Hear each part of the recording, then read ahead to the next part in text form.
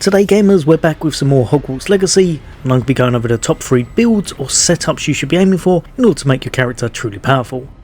If that interests you, then stay tuned. That's coming up next.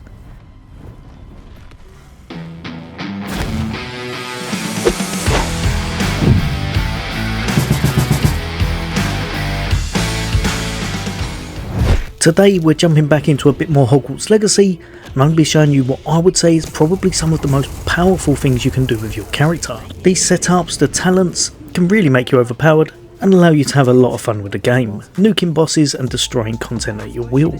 Now as always, if this helps you out, a like would be appreciated, and if you'd like to see a lot more gaming content from me, then why not hit that subscribe and bell icon. But for now we could be jumping into the first one, and that's going to be that of the dark arts.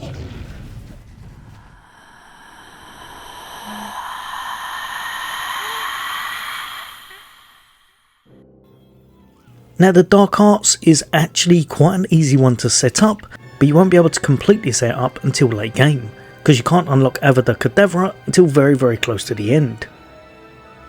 Anytime you are going with curses, there's a trait that you want to know about, that's going to be the tier 3 trait Unforgivable. This in my opinion is one of the 2 most powerful traits in the game and can allow you to do a ridiculous amount of damage, so chuck all 6 of these on your gear if you're going down the dark path. Jumping over to the spells, and one you'll definitely want, kind of the linchpin of this, is going to be your Crucio.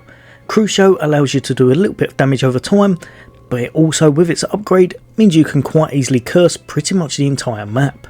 Now just remember to standard attack the enemy you Crucio, and it will spread to other enemies, allowing for some crazy AoE damage, and you'll be able to get a lot of your health regen very fast, whenever you're taking them down. Another great one is Imperio, as that's going to allow you to take over an enemy and they're going to fight alongside you. And lastly, Avada Kedavra. This is just a one shot, doesn't matter who they are, doesn't matter their health, all of it is going to pop as soon as you do this, because it's pretty much an insta kill. As soon as you pop this, they're going to pop themselves, and if you do it correctly and you've linked everything together with curses, everything else is going to fall over as well, making this currently the most powerful spell in the game.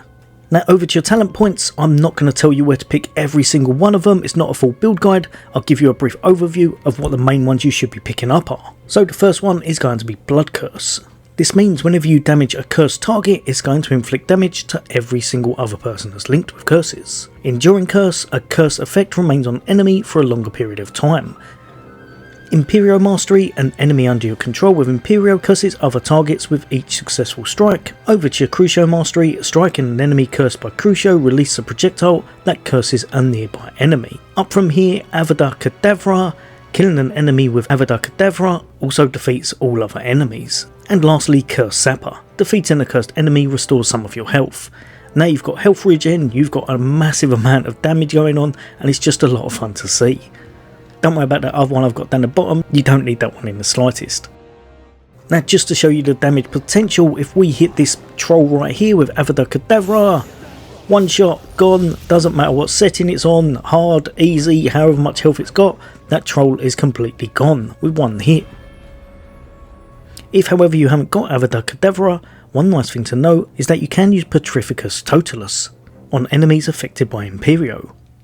Unfortunately this doesn't work all the time, I believe it's usually on one targeted enemy per fight, but in tricky situations against some of the toughest enemies it can work out amazing. So for example here we're going to slap Imperio on him, and now we're just going to completely wipe him out with Petrificus Totalus.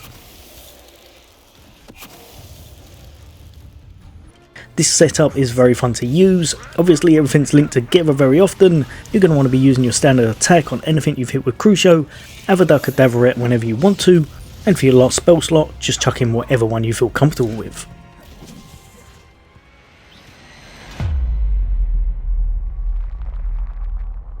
Now going from a dark side build to trying a more light side build, and with this what I've tried to put together is something that gives you still a nice bit of damage, but doesn't revolve around any of the dark arts.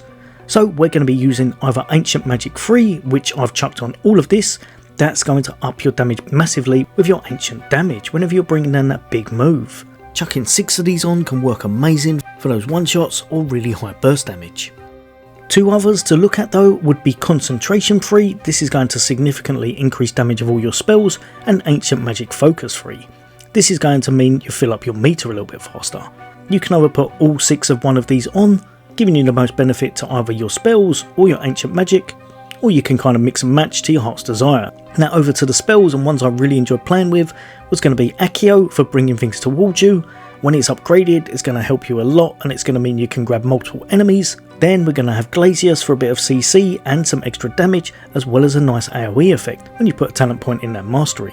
Over from here we've got Confringo, nice and easy, does a big bit of damage, and we're going to make it so that it can hit other enemies as well. And lastly, for a bit of close range damage, we've got Incendio. Works perfect when you're getting overwhelmed, and works really well with Glacius as well. All of this is going to give you a really nice well-rounded build. But I must admit, because of the Incendio just here, it does make this build a little bit more close ranged. So if that's not your style, then you could always swap out the top Glacius, chuck it onto a Levioso for a bit more control. You'll also be able to then follow up with a lot of your standard attacks and build up your magic meter a bit faster. So if you're after a more ranged build, you're going to chuck on Levioso, then probably Depulso right here. Stick with your Confringo, but instead change your Incendio up, and you're going to want that to Bombarda. This will be a really nice mid to longer range build that allows you to build up your ancient magic a little bit more. Alternately, you could quite easily put both of these on if you had them on 2 damaging spell sets. Now over to the talents, you're going to want to pick up Incendio Mastery, Confringo Mastery, Accio Mastery for your group pool, and just up from here, Glacius Mastery. All of this is going to give you a really nice well-rounded build. Now you will have to invest quite a bit in core in this because you're going to want to focus on a lot of your ancient magic, so Protego Absorption is going to help you for whenever you're blocking. Then you're going to grab basic cast Airborne Absorption for any time you're using Accio. You may as well go into a little standard combo. Evasion Absorption, because obviously you will be dodging a lot. And Protego Mastery. Grabbing Stupefy Expertise can also work out perfect as well. You can also grab Stupefy and Protego both in their expertise forms, in order to give you a little bit of CC and extra damage. Finally, Basic Cast Mastery, because you're going to be using your basic quite a bit with this, and it's going to help your cooldowns of your spells.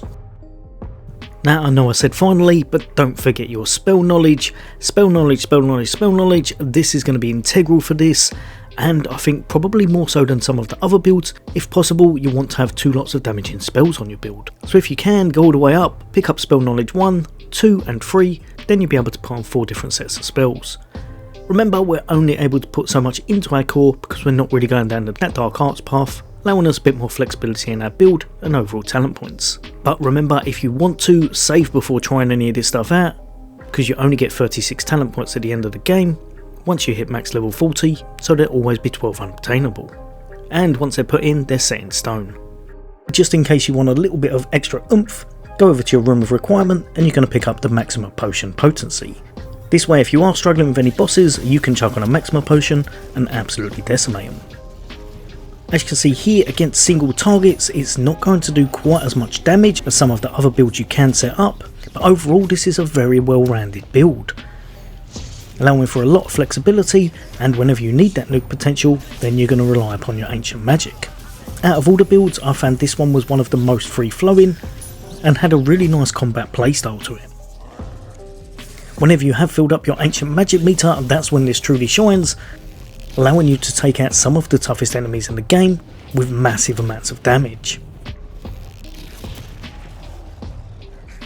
Now for this last one, I must admit this is my personal favourite. It's all about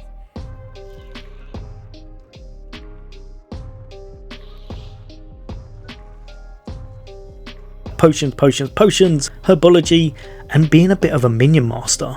Overall, this is one you may want to aim for if you're going to be playing the game for quite some time and you're really enjoying it.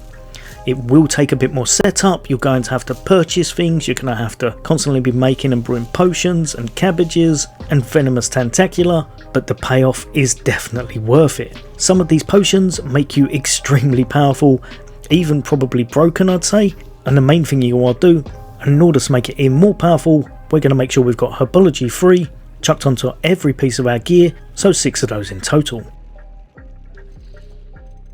I really enjoyed using these 4 spells with it, and that was Imperio, Glacius, Defendo and Confringo. Going over to our talents, and you really have to put a lot into Room of Requirement because that's pretty much what you're fully building around. Make sure you grab that first potion, as that's going to be one of the best in the game, and now whenever you use an Edurus potion, you're pretty much invincible for the whole time it's up.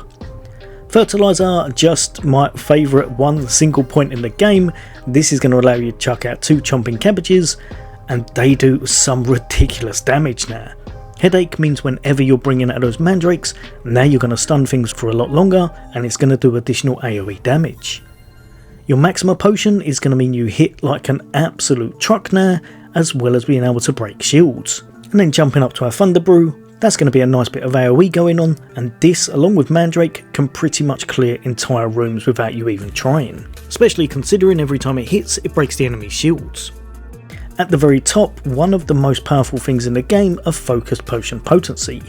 Now you're going to be able to spam your spells, you're going to be able to absolutely nuke things, and even though you don't hit quite as hard with them as standard, with this and with some of the other potions you've got, you can completely melt bosses, rooms, whatever you want with this setup. Finally, Noxious, your Venomous Tentacular now deals additional damage and breaks shields. Like I said, a little bit on the OP side, very fun to play, and if you like Minion Masters, this is probably going to be the build for you. Now over to the Dark Arts, I put a few in here as we were using Imperio, so we're going to go with Blood Curse, then we're going to jump up to Imperio Mastery, and now any enemy under your control of Imperio is going to curse other enemies. Because of this, you want to use Enduring Curse as well as Curse Sapper. So now you've got a way of getting a bit of health back, your minions can be able to curse enemies, and you can have a lot of ways to have fun with this build.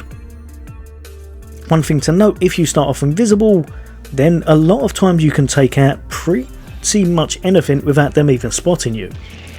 So if you want to chuck down a couple of cabbages and chuck down a Venomous Tentacular, then they will take out even the toughest trolls on the hardest setting. However, if that seems a bit boring to you, don't forget you can always use a lot of combat mechanics yourself. Boosted by the potions, you'll wipe out massive areas without even trying. So here we're going to chuck on a Thunder Brew, and then we're going to go straight into our spell set.